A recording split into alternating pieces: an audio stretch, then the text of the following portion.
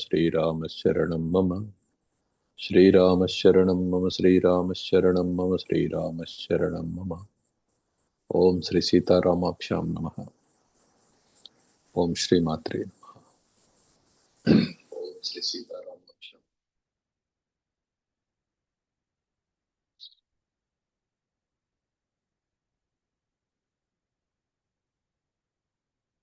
మహాప్రయోజనకారి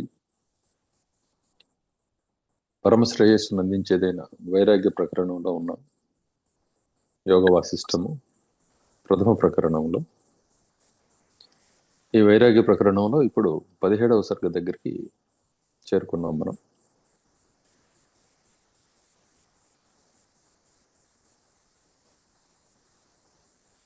ఈ వైరాగ్య ప్రకరణం కొంచెం వినడానికి కష్టంగా ఉంటుందని ముందే చెప్పాను మీకు.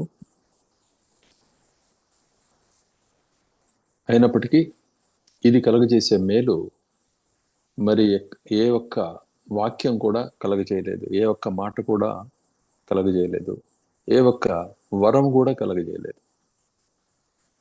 నీకు సాక్షాత్తు ఇష్టదేవత ప్రత్యక్షమై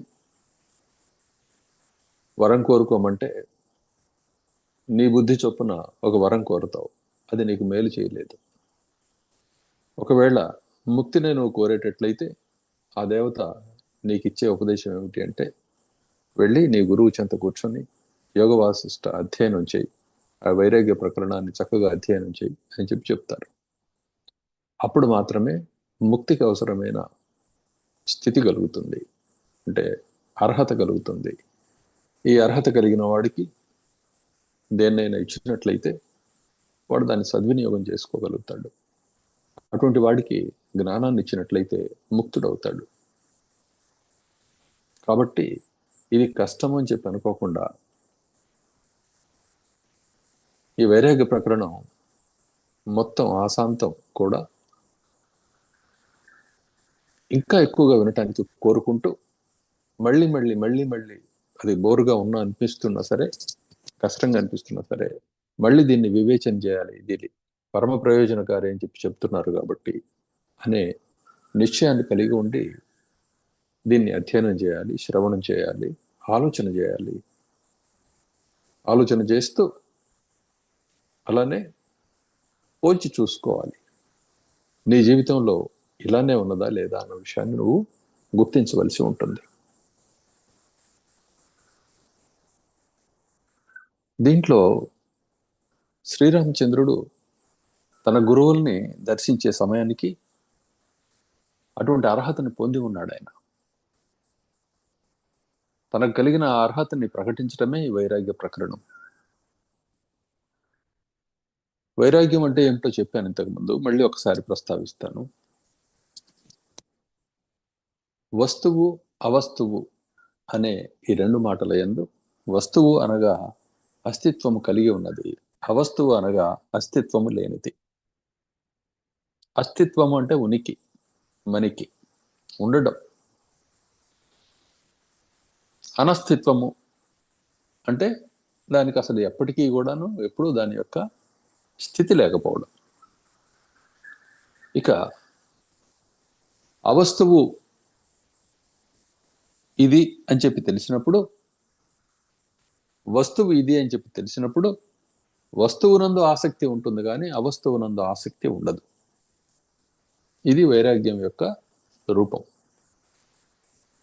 దీనికి ఉదాహరణగా స్వప్నంలో కనపడే విషయాలు, అదేవిధంగా అద్దాలలో కనపడే ప్రతిబింబాలు, ఇవన్నీ అవస్తువులు, అనుభూతికి అందుతూ ఉంటాయి కానీ గ్రహించడానికి కుదరవు. అదేవిధంగా ఈ జగత్తు కనిపిస్తూ ఉన్నది కానీ గ్రహించడానికి కుదరదు. దీన్ని ఎక్కడ నువ్వు పట్టి ఆపలేవు, ఏ స్థితిని కూడా. నీ శరీరంలో యవనం ప్రవర్తించే కాలంలో, అంటే 25 ఏళ్ల వయసులో, 40 సంవత్సరాల మధ్యలో కాలంలో శరీరం పటిష్టంగా ఉన్నది, అనారోగ్య సంబంధమైన సమస్యలేమి నిన్ను అప్పటికి తీవ్రంగా ముట్టుకున్నది లేదు. కానీ ఆ వయసు దాటిపోయే కొలది శరీరంలో మార్పులు, బలంలో తగ్గుదల, ఆలోచన శక్తి అంతకుముందు చేసిన అభ్యాసాన్ని అనుసరించి మాత్రమే ఉండడం, వీటన్నిటిని నువ్వు గమనిస్తూ ఉన్నావు. వీలైతే ఈ 25 సంవత్సరాలు 40 సంవత్సరాల మధ్య కాలంలో ది బెస్ట్ పీరియడ్ ఏదైతే ఉందో, అంటే చాలా ఆరోగ్యంగా బలంగా మంచి చేసే ప్రతి పనిలో కూడా విజయం సంపాదించే కాలము, ఇటువంటి కాలాన్ని ఒకదాన్ని నువ్వు పిన్ పాయింట్ చేసినట్లయితే, గుర్తించినట్లయితే, ఆ కాలంలో ఆగితే నీకెంతో సుఖంగా ఉంటుంది కదా. కానీ అది సాధ్యం అవుతుందా? ఇప్పుడు ఈ క్షణం కూడా మనకి మన చేతిలో ఉండడం అలా చేతిలో పోసిన మెత్తటి ఇసుకలాగా జారిపోతూ ఉన్నది. ఈ విషయాన్ని శ్రీరామచంద్రుడు గమనించాడు. ఓ, ఇది వెళ్ళిపోతుందే, ఇది ఎక్కడ ఉండడం లేదు, మాయమైపోతూ ఉన్నది, జరిగిపోతూ ఉన్నది లేనిదే కదా, మరి ఈ అనుభవం అంతా ఎలా కలుగుతుంది అనే వివేచనలోకి వెళ్ళాడు ఆయన. వెళితే ఓహో, అసలు ఈ అనుభవాలన్నీ కూడాను కేవలం ఇంద్రియ మాత్రాలే, ఇంద్రియానుభూతి మాత్రాలే, ఇంద్రియ సంవేదనలు మాత్రమే. వాసన చూడడం, స్పర్శించడం, వినడం, మాట్లాడడం, చూడడం ఇత్యాది ఈ విషయాలన్నీ ఏవైతే ఉన్నాయో అవి జ్ఞానేంద్రియ సంబంధమైనవి, కర్మేంద్రియ సంబంధమైన విషయాలన్నీ కూడాను కేవల అనుభూతి మాత్రమే. కానీ ఇప్పుడు ఎక్కడ కూడా ఒక్క క్షణం కూడా దేనికి కూడా నిలకడ ఉన్నట్లుగా కనబడడం లేదు, పరిణామం చెందని వస్తువు కనబడడం లేదు. ఈ పరిణామం అంతటి వెనుక అపరిణామి అయి ఏదైనా వస్తువు ఉన్నదా? ఉంటే అది ఏమిటి? ఇందులో నేనెవడిని అనే వివేచన కలిగి, ఇదంతా కూడాను ఇంద్రియాత్మకమైన అనుభూతి తప్ప వేరేదేమీ కాదు, ఇది ఎందువల్ల వస్తుంది, ఈ జనాలందరూ కూడా అనాలోచనతోటి, అవిచారంతో ఈ శరీరాన్ని అంగీకరించినందువల్ల, ఈ శరీరం కూడా నానా భావనల యొక్క సమాహారం, స్థౌల్యాన్ని పొందినట్లయితే, అంటే ఘనత్వాన్ని పొందినట్లయితే ఎలా ఉంటుందో అలా వచ్చిన ఒక పొట్లమే తప్ప ఇక్కడ వాస్తవానికి దీనికి ఆది అంతము మధ్య అంటే పతాక స్థాయి అనే స్థాయిలో ఉన్నాయి తప్పితే ఇది వట్టిదే అనే విషయాన్ని ఆయన గ్రహించాడు. ఆయన దృష్టికి అది కనపడడంతో ఆ వస్తువు దర్శనమిచ్చింది, వస్తువు ఏమిటో స్పష్టంగా తెలియటం లేదు. అవస్తువు కాబట్టి దాన్ని గ్రహించలేడు, గ్రహించడానికి ఇష్టం కలగడం లేదు. వస్తువు ఇదేనే హితమిత్తం అనే నిశ్చయము కలగడం లేదు. చూచాయిగా తెలుస్తూ ఉన్నది, కానీ పూర్ణంగా దాన్ని విశ్వసించి దాన్ని అనుభవిస్తూ అలానే ఉండిపోవడం అనేది కూడా ఇంకా కుదరడం లేదు. ఈ ప్రయత్నంలో ఉండగా గురువులు ప్రాప్తించారు. ఇది సహజంగా జరిగే విషయం. ఎవరికి ఏ కోరిక కలిగిందో, ఎక్కడ ఎటువంటి అవసరం వచ్చిందో ఆ అవసరానికి తగ్గ గురువు అక్కడ ప్రత్యక్షం అవుతాడు. అది దొంగతనానికైనా, దొరతనానికైనా, ముక్తికైనా. ఇది సృష్టి తత్వం. ఆ విధంగా విశ్వామిత్ర భగవానుడు రావటం జరిగింది అయోధ్యకి. అక్కడ జరుగుతున్న సంభాషణలో రాముల వారి అభిప్రాయం ఏమిటో విశ్వామిత్రుల వారి ముందు చెప్తూ ఉంటే దాన్నంతా మనం వింటూ ఉన్నాం. ఇప్పటి వరకు ఎంతోమంది మహానుభావులు, పుణ్యాత్ములు, భాగ్యశాలురు, సాక్షాత్ పరమాత్మ స్వరూపులు ఈ యోగ వాసిష్టాన్ని అధ్యయనం చేసి, అనుసంధించి అనుభవించారు. కేవల స్వరూపులై వెలుగొందుతూ ఉన్నారు. ఇది మనం కొత్తగా మొదలుపెట్టింది కాదు. లక్షల సంవత్సరాల నుంచి అనుసంధించబడుతున్న విషయము, సకల వేద సారము, సకల వేదాంత స్వరూపము, సమస్తమైన సిద్ధాంతాలని తనలో అలా కలిపి వేసుకుంటూ ఉండే పరమ సిద్ధాంతం ఇది. దీనిని పొందడానికి ప్రతి ఒక్కరూ కూడా ప్రయత్నం చేయాలి. మనం అందరం సుఖం కోసం కదా ప్రయత్నం చేస్తున్నాం. ఆ సుఖము నిలకడగా ఉండడం లేదు కదా, అదే ఈ జీవిత రూపంలో కనపడుతూ ఉన్నది కదా. ఆ సుఖం ప్రక్కనే దుఃఖం ఉండటం కూడా మనం చూస్తూ ఉన్నాం, నిరాశ దుఃఖం అనేది కూడా. దాన్ని జయించాలంటే మాత్రం పరమ సుఖాన్ని సుఖం కోసం లక్ష్మిని తెచ్చుకుంటే ఆపదలు కూడా వస్తున్నాయిగా వెంట.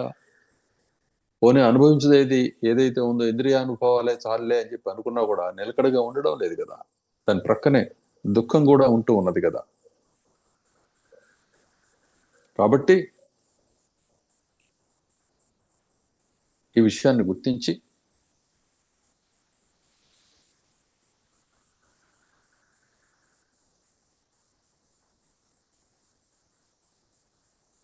ఈ దారిలో ఉందాం. మనం ఉంటూ ఉన్నట్లయితే మేలు జరుగుతుంది. దీన్ని చక్కగా అనుసంధించండి. ఇప్పుడు మనం 17వ సర్గలో ఉన్నాం. ఈ 17వ సర్గ వరకు కూడాను సంసార స్థితి అంటే జగత్ స్థితి, దాని యందు లక్ష్మి అనే దాని యొక్క స్వరూపము అంటే సంపదల యొక్క స్వరూపము, వాటి ప్రయోజనము, వాటి వల్ల వచ్చే ఇబ్బందులు, ఆపదలు, అదేవిధంగా అహంకారము దాని స్వరూపము, దానివల్ల వచ్చే మేలు కీళ్ళు, అదేవిధంగా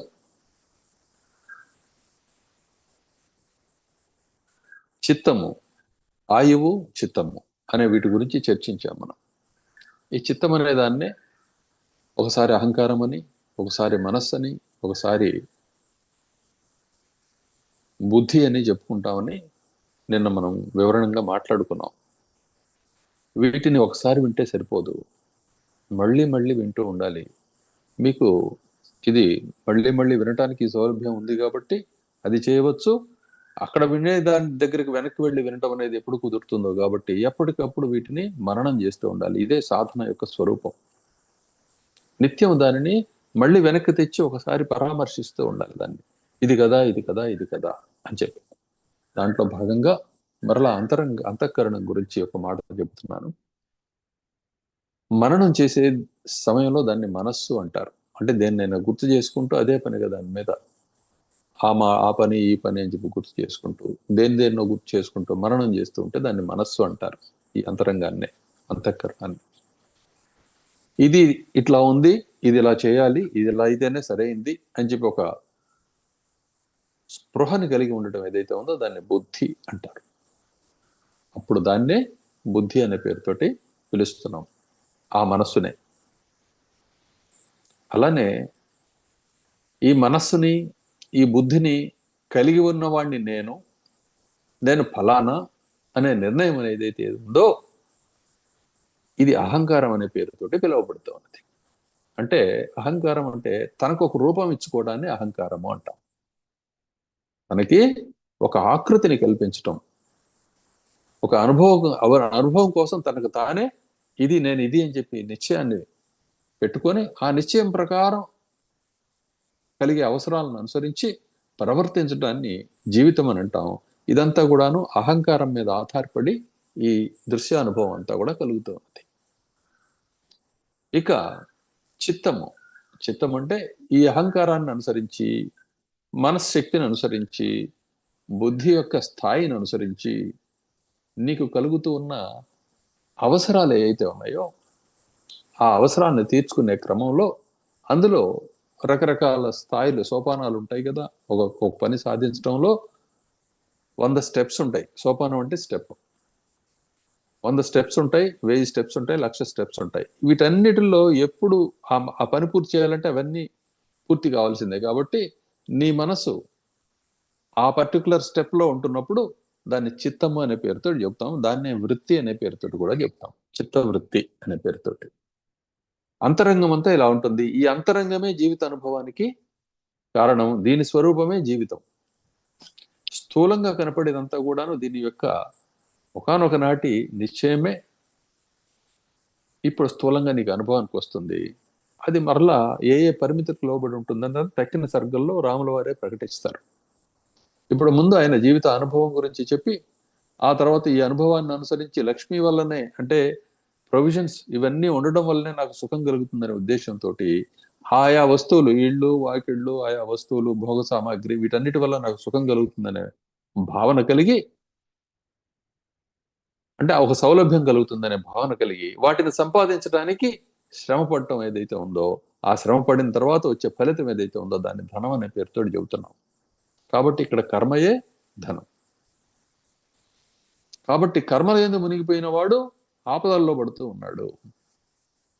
మరలా ఇందులో కూడాను, ఈ ధనాల్లో కూడాను చెడ్డగా సంపాదించబడ్డవి, మంచిగా సంపాదించబడ్డవి, అంటే దుష్కర్మల వల్ల వచ్చే ధనాలు, సుకర్మల వల్ల వచ్చే ధనాలు, సంపదలు, ఆసురీ సంపదలు, దైవీ సంపదలు. ఈ సంపదలన్నీ కూడాను మరలా ఎవడికో ఆశ కల్పించేవే. ఈ కారణం చేత ఆపదలు చుట్టుముట్టి ఉంటాయి. 10 రూపాయలు సంపాదించిన వాడి చుట్టూ జనాలు ఉంటారు. 10 రూపాయల గురించి వాళ్ళు ఉన్నారు. వాడు దాచిపెట్టుకొని దాన్ని రక్షణ చేస్తూ ఉన్నంతసేపు వాడు రూపాయి పెట్టకపోయినా వాడు చుట్టూ తిరుగుతుంటారు. అదే వాడు ఖర్చు పెట్టేస్తే, అందరికి ఇచ్చేసేస్తే దూరం నుంచి నమస్కారం చేసుకుని వెళ్ళిపోతారు, కానీ నీ దగ్గరకు వచ్చి ముచ్చటించేవాడు ఉండడు. ఎందువల్ల? లక్ష్మీయే పరమం అని చెప్పి గుర్తిస్తున్నారు కాబట్టి వీళ్ళు ఆ విధంగా ప్రవర్తిస్తూ ఉన్నది లోకం.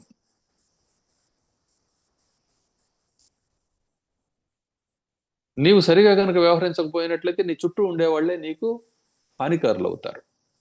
ఇది ఆపద. ఇది లక్ష్మి వల్ల కలుగుతున్న స్థితి. లక్ష్మి ఎన్ని రూపాలుగా ఉందంటే, ఆకృతి కలిగిన సమస్తము లక్ష్మీ స్వరూపమే.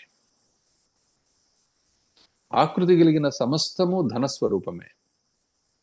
ఆకృతి కలిగిన సమస్తము ఏ ఏ ఆకృతులు ఉన్నాయో ఎన్నిగా విడగొట్టి ఎక్కడికక్కడ ఆకృతులు చేస్తాం, అవన్నీ కూడాను పదవీ స్వరూపాలే. అట్లనే ఆకృతి కలిగిన సర్వము కూడా అనుభూతికి ఆధారంగా అనిపిస్తూ ఉంటాయి. నిజానికి ఆకృతి కలిగిన సర్వము కూడా కర్మ వల్ల సాధించబడ్డవే. కర్మ అనే దగ్గర కర్మ, అకర్మ, వికర్మ అనే 3 పదాలు ప్రయోగించబడతాయి. శాస్త్రీయంగా మనం కర్మని అధ్యయనం చేసేటప్పుడు కర్మ అంటే బ్రహ్మదేవుడు చెప్పిన పని ఏదైతే ఉందో దాన్ని కర్మ అంటాం. తక్కిన సమయాల్లో పనిని దేన్నైనా సరే, అది దుష్కర్మ అయినా సరే, సుకర్మ అయినా సరే, ఏ పని అయినా సరే దాన్ని కర్మ అనే పేరుతో పిలుస్తాం. సందర్భాన్ని అనుసరించి ఏ స్థాయిలో అది ఉచ్చరించబడుతుందో వివేచనతోటి మనం గ్రహించుకుంటూ ఉండాలి. సృష్టికర్త ఇచ్చిన ఆదేశాన్ని అనుసరించి ప్రవర్తించడం ఏదైతే ఉందో అది కర్మ. ఆ ఆదేశాన్ని అనుసరించి ప్రవర్తిస్తూ ఉండగా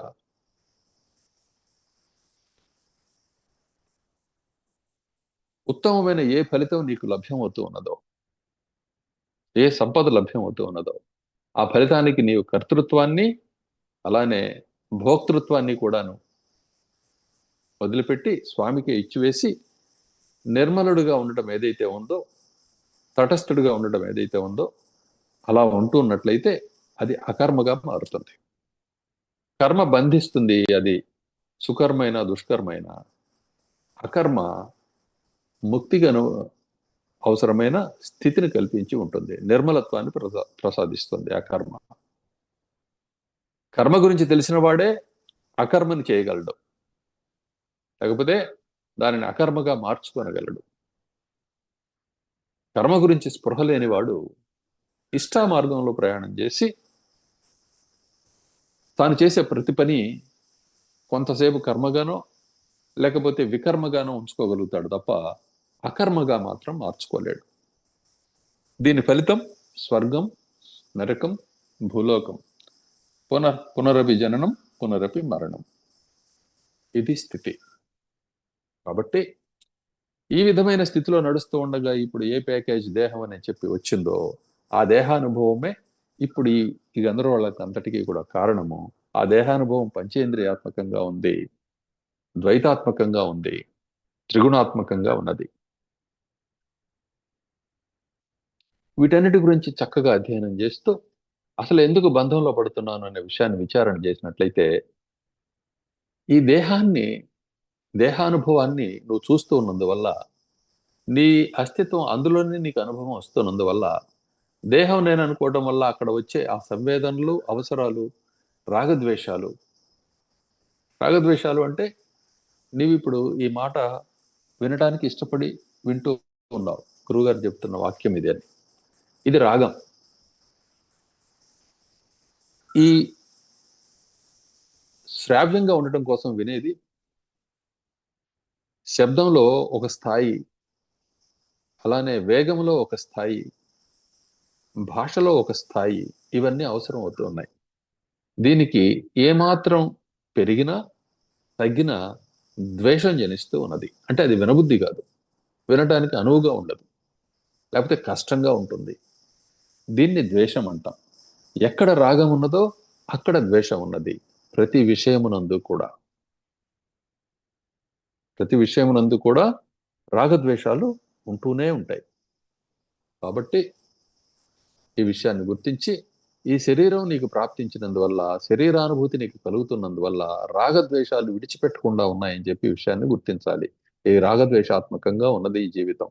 అదేవిధంగా ఇంద్రియ సంవేదనలు తప్ప నీవు తెలుసుకోవడానికి ప్రత్యేకంగా ఇక్కడ వేరే వస్తువు అంటూ ఏమీ లేదనే విషయాన్ని కూడా కొంచెం సేపు కూర్చొని ఆలోచన చేసి, గురువుల మాటలను మన్నించి, నీ తోటి వాళ్ళతోటి చర్చించి దాన్ని విషయాన్ని గ్రహించాలి.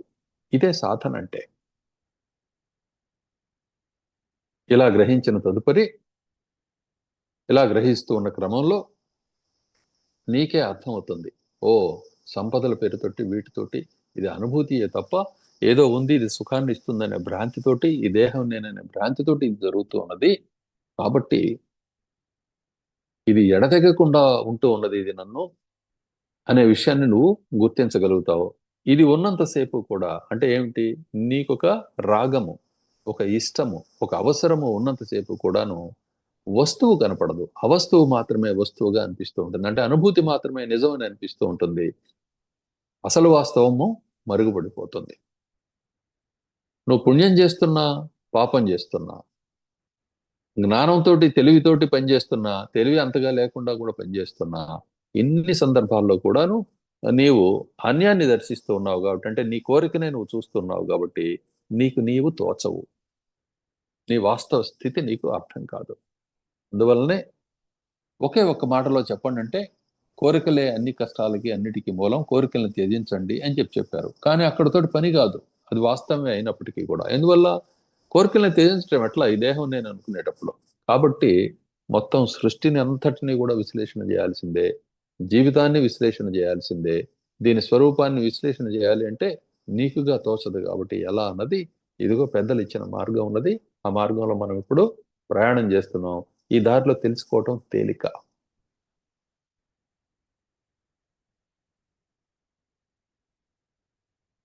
కాబట్టి ఈ తత్వాన్ని తెలుసుకోవడం కోసం మనం ఓపికతోటి పనిచేయాలి. పనికిరాని విషయం గురించి ఎంతో ఓపిక వహిస్తున్నామే, నిష్ప్రయోజనకరమైన విషయాల గురించి సాధించడానికి, వాటిని కూడబెట్టడానికి భ్రాంతితోటి, చిన్నపిల్లవాడు కనుక దూరంగా పారవేయబడ్డ సిగరెట్ పెట్టెల్ని, అగ్గి పెట్టెల్ని, ఇటువంటి వాటన్నిటిని సేకరించి వాటికి ఒక విలువ వాడే ఊహించి కల్పించుకొని ఒక నలుగురు కలిసి వాటిని ఆటలో పెట్టుకొని ఆడుకుంటున్నట్లుగా కేవలం ఈ జీవితం అంతా అలానే సాగుతుంది అజ్ఞానమైన ఈ లోకంలో. అంతకు తప్ప ఇక్కడ ఏం లేదు. పెద్ద పిల్లలప్పుడు ఓకులతో ఆడారు, చిన్నపిల్లలప్పుడు పెద్ద పిల్లలు ఇవ్వడంతో ఇదిగో డబ్బు అనే ఓకులతో ఆడుతున్నారు. అంతే, ఓకులాట తప్ప ఇక్కడ ఏం లేదు. విషయం ఇది. ఇది గ్రహించినంతసేపు నిన్ను కోరిక పలు విధాలుగా వేధిస్తూ ఉంటుంది. ఈ కోరిక ఉన్నంతసేపు వాస్తవ తత్వం మరుగైపోతుంది. ఈ కోరికయే అలా రూపాలు కలిగి ఉంటుంది. ఈ సృష్టి మొత్తం కోరిక రూపంలోనే ఉన్నది. దీనికి వివిధ ఆకృతులు ఉన్నాయి. ఏంటంటే అనంతం సంఖ్యాకమైన ఆకృతులు ఉన్నాయి. సమస్తము కోరిక యొక్క స్వరూపమే, కోరిక యొక్క ఫలమే. అట్లనే ఈ దేహం ఉన్నంతసేపు కూడాను నిరంతరం అవసరాలు కలుగుతూ ఉంటాయి. ఆ అవసరాలన్నింటినీ తీర్చుకునే క్రమంలో కూడా అది కోరికయే. దేహ అవసరాలు, అట్లనే అంతరంగానికి సంబంధించి, అంతఃకరణానికి సంబంధించిన అవసరాలు, అంటే నేను ఇంతటి గొప్పవాడిని, అంతటి గొప్పవాడిని అనే అవసరాలు, దాన్ని నిలబెట్టుకోవడానికి చేసే పనులు, ఇవన్నీ కోరికలే. దేహంతో, దేహం నేను అని చెప్పి అనుకోవడంతో పొద్దుటే లేవాలి, స్నానం చేయాలి, కాలకృత్యాలు తీర్చుకోవాలి, స్నానం చేయాలి, ఇదిగో దైవారాధన చేయాలి, లేకపోతే ఈరోజు చేయవలసిన పనులేమో నేను చూసుకోవాలి. ఈ విధంగా జీవితం సాగుతూ ఉంది. ఇప్పుడు దీన్ని పొందాను, రేపు దీన్ని పొందుతాను, మొన్న అది చేస్తే అక్కడ ఫెయిల్ అయ్యాం, అది పాడైపోయింది, ఈసారి అలా జరగకూడదు, ఇటువంటి ఆలోచనలతోటే జీవితం జరుగుతూ ఉంటుంది. వీటిల్లోనే ఎవరికి వాళ్ళు కల్పించుకున్న, ఆయా సమాజాల్లో ఆయా ప్రాంతాల్లో కల్పించుకున్న చిత్రమైన దురూహలు, వాటితోటి ఇవే ఆచార వ్యవహారాలుగా, సాంప్రదాయాలుగా కనిపిస్తూ ఉంటాయి. మంచిగాను చెడుగాను కూడా కనిపిస్తూ ఉంటాయి. వీటితో కొట్టుమిట్టాడుతూ ఉంది లోకం. విషయాన్ని గ్రహించకపోయినట్లయితే దీంతోటే నిరంతర జన్మ పరంపరలను అనుభవిస్తూ కుయ్యో మర్రో అంటూ అలా సాగిపోతూ ఉండటం జరుగుతుంది. పరమజ్ఞానం కలిగిందా? విషయాన్ని ఉన్నదన్నట్టుగా గ్రహించగలిగావా? నువ్వేమిటో నీకు తెలిసిందా? ఇక మరి నీ సుఖానికి అంతు లేదు, తెంపు లేదు. నిరంతర సుఖం, సమసుఖం, దాంట్లో ఎక్కువ తక్కువలు అనేది లేదు. నిత్య నవ్యంగా ఆ సుఖం కనపడుతూ ఉంటుంది. దాంట్లో ఎప్పుడు చూసిందే కదా అని చెప్పి అనిపించదు. ఆ సుఖం నీ స్వరూపం ఉన్నది, దాన్ని నువ్వు గుర్తించాలి. అది గుర్తించడానికి అనువుగా ఇప్పుడు ఏవి అడ్డుగా ఉన్నాయో గుర్తించడానికి మనకు అనువుగా లేకుండా వాటన్నిటినీ తీసి విశ్లేషణ చేసి ప్రక్కన పెట్టవలసి ఉంటుంది. ఇలా ప్రక్కన పెట్టే వీటిని చూసి ఇలా వీడు వైరాగ్యవంతుడు అనే పేరుతోటి చెప్పబడుతూ అన్ని వదులుకోవాలట అనే ఒక భ్రాంతిపూర్ణమైన దుర్నిర్ణయము, లేకపోతే ఒక అవగాహనని ఈ లోకం కలిగి ఉండి ఇష్టం వచ్చినట్టు మాట్లాడుతూ ఉంటుంది. దీనినే ప్రామాణికంగా తీసుకొని ఆలోచన లేని మనుషులు దాంట్లోనే పడి దాన్ని తృణీకరిస్తూ ఉన్నారు. ఇక అధపాతాళానికి, నానా చిత్రమైన దుఃఖ స్థితులకి గురవుతూ ఉన్నారు. లేచి కూర్చొని చక్కగా విచారణ చేయి, విషయాన్ని గ్రహించు. ఇక్కడ నేను శాసించడానికి వేరే ఎవరూ లేరు. నీ అజ్ఞానమే నేను శాసిస్తుంది, నీ జ్ఞానమే నీకు సుఖాన్ని ఇస్తుంది. అజ్ఞానం తొలగిపోయి సంపూర్ణమైన జ్ఞాన స్పృహ నీలో కలిగిందా? మరి నీ కర్మలేవి కూడా, నీ పనులేవి కూడా నిన్ను బంధించవు, పని బాధించదు. నీ యొక్క స్వరూపము పరిమితం కాదు, అపరిమితమైనది, అవధులు లేనిది. ఈ విషయాన్ని గుర్తించడానికి నువ్వు చేసే ప్రయత్నంలో కొంచెం నేను ఫలానా వాడిని, ఫలానా దాన్ని అనే నిర్ణయం కలిగి నువ్వు గనక వింటూ ఉన్నట్లయితే, ఇదిగో ఈ వింటున్న ఈ మాటలన్నీ కష్టంగా అనిపిస్తాయి, బహు కష్టంగా అనిపిస్తాయి. అబ్బా ఏంటి బోరు అనిపిస్తాయి. అదే ఏదో ఒక సీరియల్, ఒక సినిమానో, ఏదో లోకాభిరామాయణమో, రాజకీయాలు ఏదో వింటూ ఉంటే చాలా తేలిగ్గా హాయిగా పట్టుబడుతున్నట్టు ఉంటుంది. కారణం ఏంటి? నీవు అంగీకరించిన ప్లాట్ఫామ్ మీద ఇవి ఉన్నాయి కాబట్టి నీకు ఇష్టం అవుతుంది. పన్నుపోటు కలిగిన వాడు పంటికి సంబంధించిన సమస్యల గురించి మాట్లాడేవాడు ఎవడైనా కనిపిస్తే వాడి మాటలను అలానే నోరు తెరుచుకొని వింటాడు, ఇష్టంగా వింటాడు. పెళ్లి చేసుకోదలుచుకున్నవాడు పెళ్లిళ్ళ గురించి మాట్లాడుతూ వాటి గురించి వీటి గురించి మాట్లాడుతూ ఉంటే ఆ మాటలే ఇష్టంగా వింటాడు. వ్యాపారం చేసేవాడు తానే వ్యాపారం చేస్తున్నాడు, ఆ వ్యాపారానికి సంబంధించిన ముచ్చట్లు ఏమైనా ఉంటే అన్నీ మర్చిపోయి వింటాడు. ఈ విధంగా ఎవరెవరు ఏ స్థితుల్లో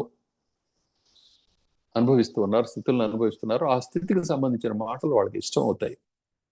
నీవు ఈ దేహాన్ని అని చెప్పి అనుకుంటున్న సేపు కూడాను దేహ సంబంధంగా కలుగుతున్న, అజ్ఞాన సంబంధంగా కలుగుతున్న ఈ లోక వార్తలన్నీ నీకు ఇష్టం అవుతాయి. ఈ లోక వార్తలన్నీ తమస్సుకు సంబంధించినవి, అజ్ఞానానికి సంబంధించినవి కాబట్టి వాటి వల్ల ప్రయోజనం లేదు.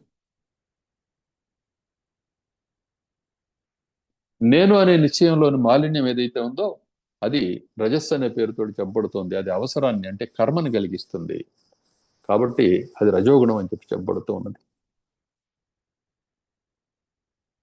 ఇక నీవేమిటో నీకు తెలిస్తే అది సత్వగుణం, నీవు అన్యంగా తెలిస్తే రజోగుణం, నువ్వేమి తెలియకపోకుండా ఆలోచన లేకుండా అనుసరిస్తే అది తమో గుణం. ఈ మూడు గుణాలు కూడాను నీ జీవితానుభవంలో నిరంతరం పెనవేసుకొని ఉంటాయి. వీటి నుంచి బయటపడడానికే నువ్వు ప్రయత్నం, రాగద్వేషాల నుంచి బయటపడడానికే నీ ప్రయత్నం. అలానే అజ్ఞానం నుంచి బయటపడడానికి, ఈ దేహభ్రాంతి నుంచి బయటపడి శాశ్వతమైన స్థితిని పొందటం, నిత్య జీవంలోకి ప్రవేశించడమే నీకు లక్ష్యం.